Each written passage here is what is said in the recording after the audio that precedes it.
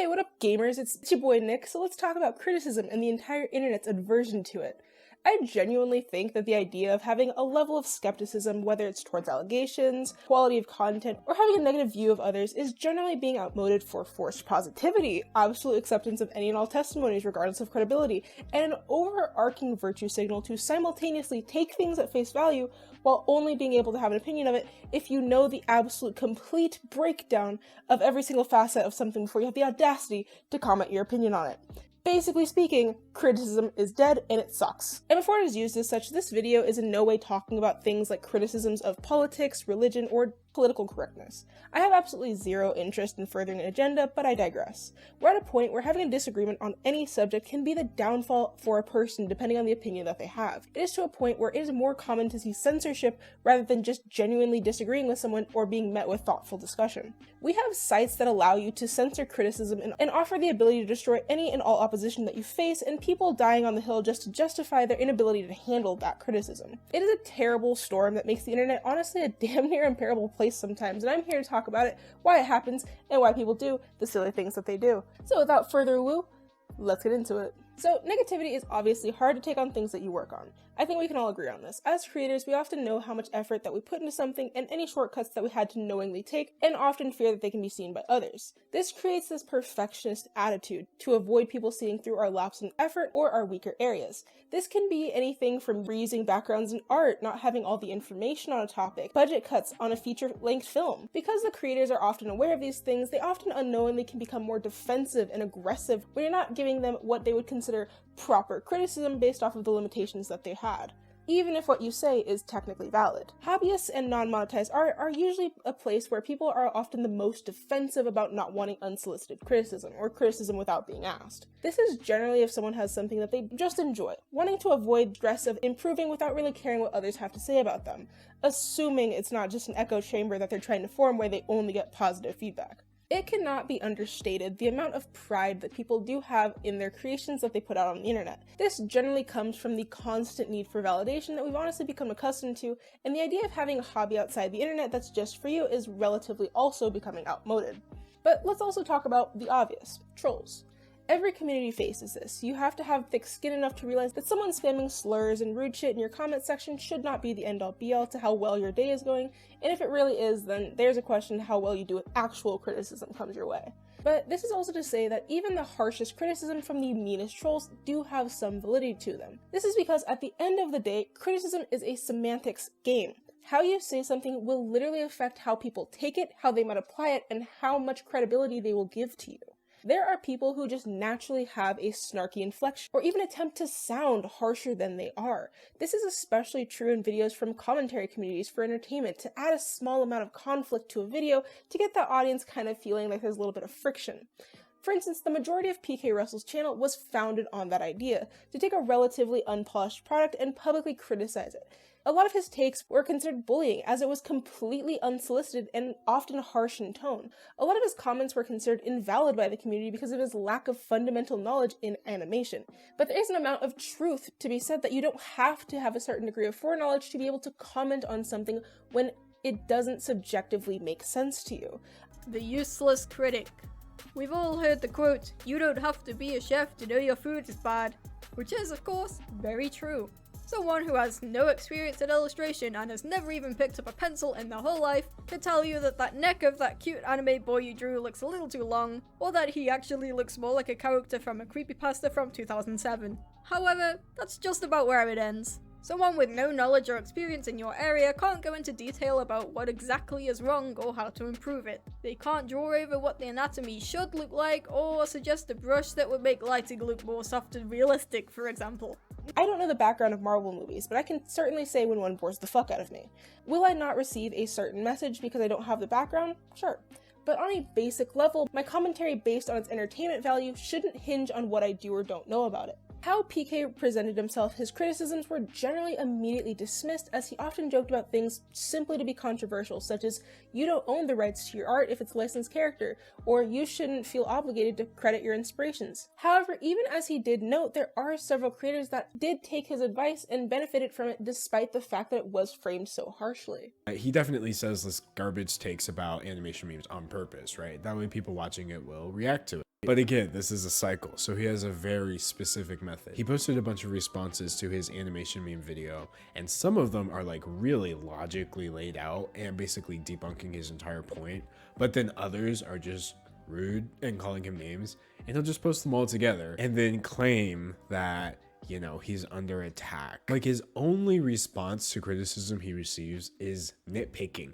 He's never able to actually point to the larger issue with the people criticizing him, because they're usually right. But this also really boils down to the point that society does not warrant being critical of others. It is usually now seen as an attack on someone's character, their person in some way, for the things that they create. Just because someone has worked hard as hell on the effects of something doesn't mean that's going to shine through for everyone. And that's why people are so against criticism. For the first time, we're really starting to highlight the limitations that are set on studios, the long unrewarded hours, the fact that they're doing their best is finally being publicized, so when we have a negative opinion on the final product of something, it's usually seen as discounting that effort in some way. It's reasons like that anyone criticizing the finale of Steven Universe Future is usually met with the fact that the show was cut prematurely for reasons out of the creator's control, thus rendering any negative reviews invalid. People who argue against being critical of a show, a movie, or creative project are generally doing so because it's now seen as criticizing someone doing their best and can only be valid if it's also met with like 10 adorations. It's where you're only allowed to be critical if you're an avid fan, otherwise you're just a hater who doesn't understand the community. This is usually why people preface their statements with, "Oh, I'm a fan of this person, but I don't like the thing they said," or "I usually hate furries, but I like you." Stan culture is also a key point in why people don't like being critical of people that they enjoy. We have this inherent worry because you have absolutely no idea how someone might react that we don't want creators that we enjoy to think negatively of us or that we dislike them in any way. So at this point, we have become accustomed to equate unyielding praise with supporting. Not supporting now means actively disliking. As an artist, generally improving is really difficult without being able to spot fault outside your opinion. You might know the areas that you want to work on, but there is no harm in listening to the ideas and thoughts of others. Being able to take criticism is the ability to curate them and decide how much it actually affects you and how you want it to impact your creations. Accepting criticism does not always mean applying it. If you have a certain set style or an idea in mind, seek out the comments that might help you get there. Everyone comes from different backgrounds, thought processes, and skill sets, so getting a variety of inspirations and communities is the only way not to flesh out your ideas, but also want to introduce you to new ones. People are also afraid to give criticism because you never know how someone is going to react. If criticism and growth are important to you, let the audience know that and build a community centered around feedback. Or if this is just a personal piece, say that. There are a lot of times that criticism can go too far, where disagreement can turn into an allegation. A thought crime is as bad as a real crime. A mistake you make isn't allowed to be learned from, and growth isn't allowed in any way. People are losing the ability to discern what is a criticism to hold a creator to, because at this point, no apology or reconciliation for a lot of things are ever really considered enough. There are obviously some things that people don't deserve forgiveness for, but even things like lying, rudeness, or just a negative personality trait need to be able to be let go of by the community at some point. But it's a gray area, considering that everyone has their own opinion on how bad the offense was and what it actually takes for proper reconciliation. On top of the fact that sometimes in arguments, the audience feels like they're the ones owed the apology, even if it's between two different creators. No one wants to be on the wrong side of history, so it's always easier being benign on an issue, so you don't ever have to admit that you were wrong about someone. This also amplifies the obsessive need creators have to never express their opinions and try to aggressively avoid any areas where they might be seen negatively, because people will latch onto one thing and really never let go. If you said something wrong once, you're never going to hear the end of it. But it's not just the critics that are under spotlight here. I want to make that point clear. It's also important to highlight the fact that there are people who simply aggressively can't take criticism. This is generally met with some public post complaining about this comment, the video, or the DM that they received that was full of criticism at them.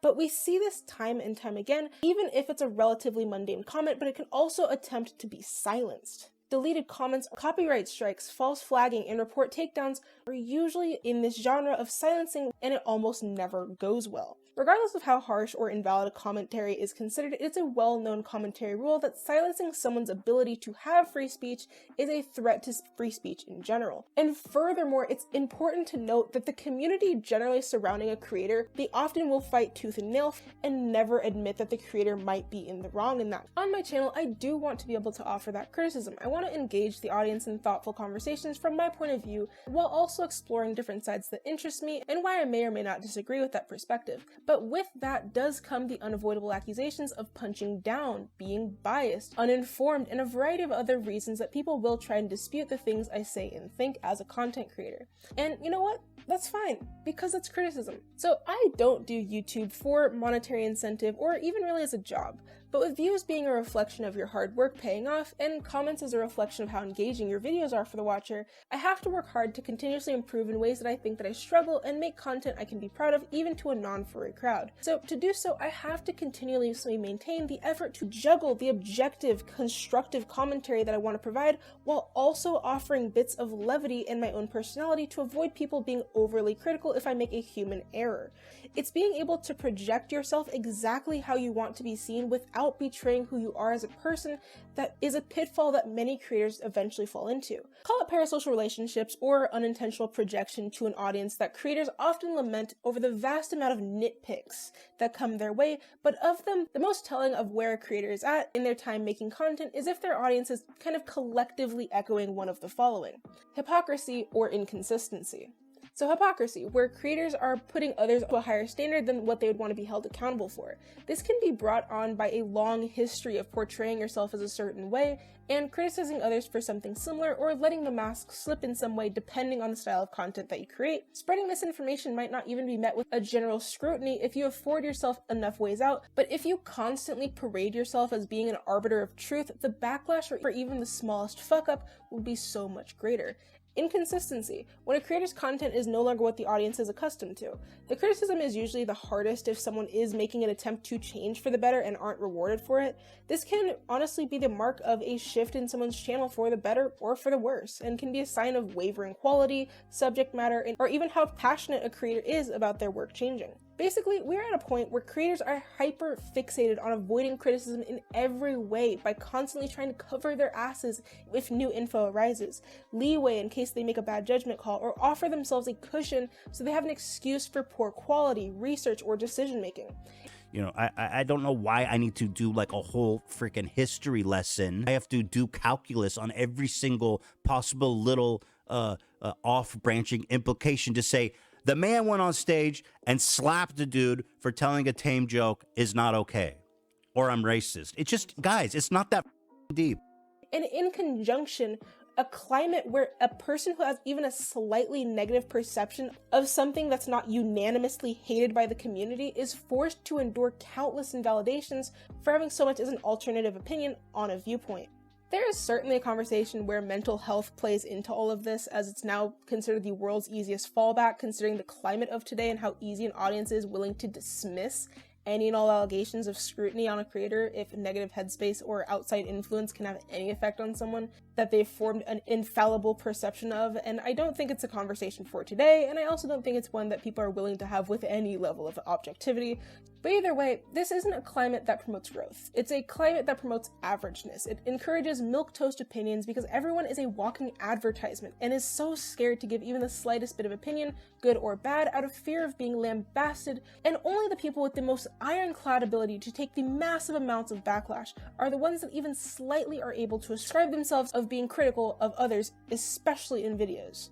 I can't speak for everyone, so I will speak for myself right now to preface myself to anyone curious of where my affiliations lie as a person who makes content on the internet. I don't like conflict that much, but I want to be able to give my opinions even if it's not all that popular. I really do try hard to look at things objectively and focus more on the impact of a situation sooner than whether I agree with it or not.